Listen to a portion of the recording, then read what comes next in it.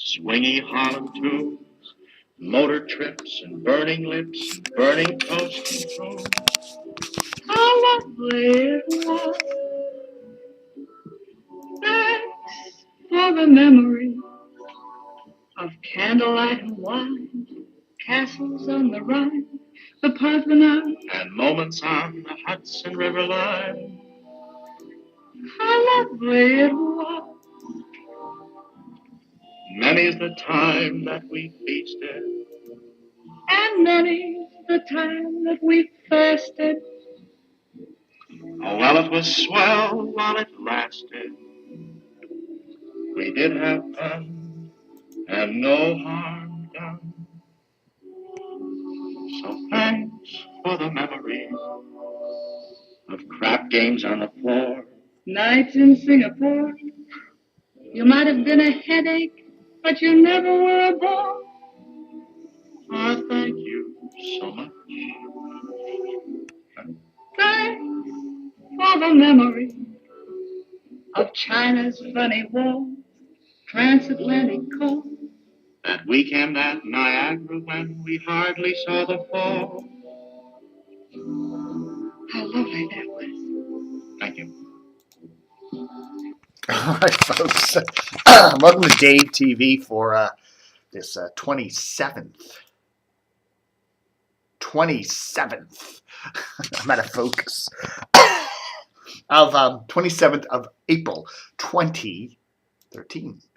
You know, and milestones. You know, there are certain milestones here at DCRTV. I've been doing it for almost 16 years now, and then yesterday was a milestone day. Jack Diamond. You know, you like him, you don't like him, you think he's over the hill, you think he's still great.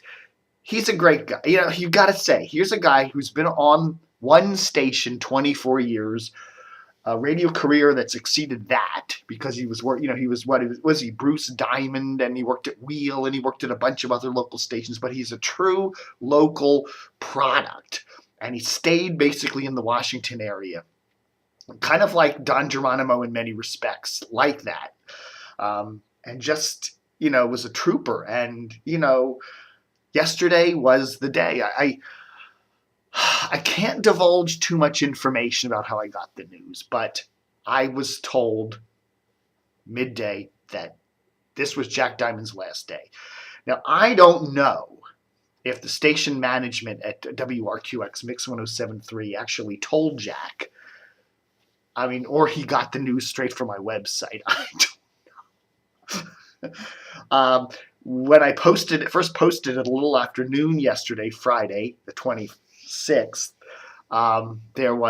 it was kind of like nobody else knew. Even people at his station didn't know. I mean, you know, other people at his station who I tend to yeah, say, hey, did you hear this? Nobody had even heard that. So it was an interesting thing. What I hear is that you know, there's new management over there at Cumulus DC, and they basically are really worried that Mix 107.3 is just simply not cutting it in the competition, particularly with Hot 99.5, which is run by Clear Channel. Hot 99.5 is always a top 5 station. Kane is always a top 5 producer in the mornings.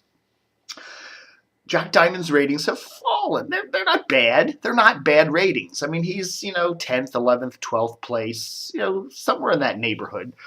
But he tends, I think, to skew a little older, and Hot 95 skews very young female demos, and that's what advertisers want. And so the thing is that, you know, it's been the rumors and rumblings about Jack Diamond leaving Mix 107.3 have been up there for quite a while. I mean, I remember reporting at his last contract renewal years and years ago. What was it, 5 years ago? More than that, maybe. That, you know, he was probably on the way out. And, you know, what he probably should have done, and, you know, if I had been his advisor or something, and somewhere back then, he probably should have said, just decided to hang up the headphones at WRQX and had a graceful parting. You know, this is my last year at WRQX. I'm going to be leaving in, you know, May or whatever, and we're going to have that May, and we're going to have a final May month, and we're going to have all our, you know, going to have just a whole month of salute to me, and goodbye everybody, and then move on gracefully. And maybe he should have worked out some deal like that with RQX before it got this bad. But anyhow, it looks like basically they just said, so here's Jack, who's been on the air for 24 years, and boom, he's off. Now, the official announcement hasn't come out yet. We expect it to come out next week. And it looks like, I haven't been actually told this, but it looks like his replacement will be Bert Weiss. Bert Weiss used to be on the Jack Diamond Show. Bert Weiss many years ago went down to Atlanta to do his own show on Q100, and he does very well. And Q100 just happens to be owned by Cumulus, which is also the people that own WRQX. And it looks like, from what we're hearing, that Bert's show is going to be plugged into the 107.3. Now, does that make sense? Taking a local morning show here in Washington and replacing it with a show from Atlanta. Will people care? Will the young listeners that the 107.3 is looking for really care that the show's coming from Atlanta? I mean, I don't know. What it will mean is a lot of money Cumulus will save. I don't know what Jack Diamond's salary was, but I'm sure it was a lot of dough. And there was a whole crew there that he was working with, and they're all paid money and health benefits or whatever. So it will mean that Cumulus in Washington will be able to cut a lot of salaries. Producers, sidekicks, the whole thing with the show.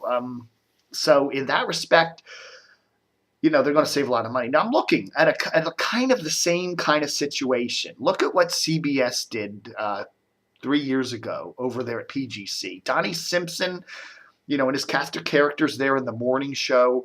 I mean, he probably made more than Jack Diamond made. I don't know what he made, but he probably did. And they basically just said, your contract is up, goodbye. And he left.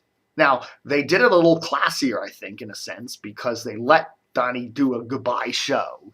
Basically, it was kind of like, we're not renewing your contract. And Donnie just said, okay, let me just do, work it out and leave. And that was that, And so he did a nice final show, and they had a whole bunch of celebrities on it and tears and all that, which at least it doesn't seem like Jack's going to be able to do at RQX. So that's interesting.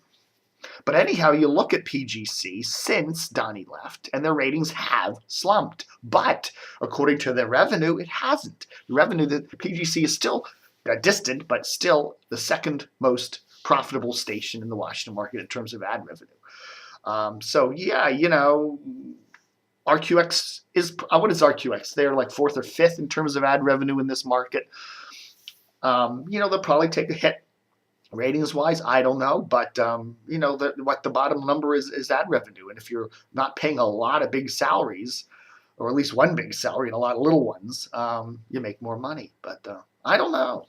I do hear that other changes are coming for the Cumulus DC cluster. That includes you, Larry and Brian at WMAL, and Chris. I don't know, but things are going to happen. Things are changing. We looked at last year as being the big change year for the Cumulus cluster here in Washington, and there were some changes. But it looks like this year is going to be the big year for the big changes. My advice for 107.3, I think not only do you need the new morning show and all that, you need to rebrand the station. I think the Mix 107.3 slogan needs to go. I think you need to rebrand it with something fresher. Excuse me, fresh. Tommy, yeah, there's a nice picture of Tommy McFly there, was standing next to Jack Diamond. That was interesting. Tommy's the morning man over there at Fresh. I don't think that Cumulus is so worried about CBS's Fresh, as they are worried about Hot 99.5 Clear Channel over there. But anyhow, I do think that I think a whole station rebranding, remake, freshen up of 107. Bring back the old Q107 logo.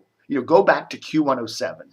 For some reason, that's that was a heritage station for many years. Q107 was a big top 40 station from the the late 70s up through the 80s into the 90s before it became Mix.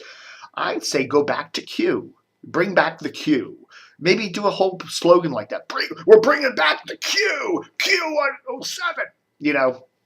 And I think maybe touching on that heritage, and then the new Q. There's a lot of stuff you can do with that Q. Now, is anyone else using the Q logo in Washington? I don't think so. I'm thinking of it.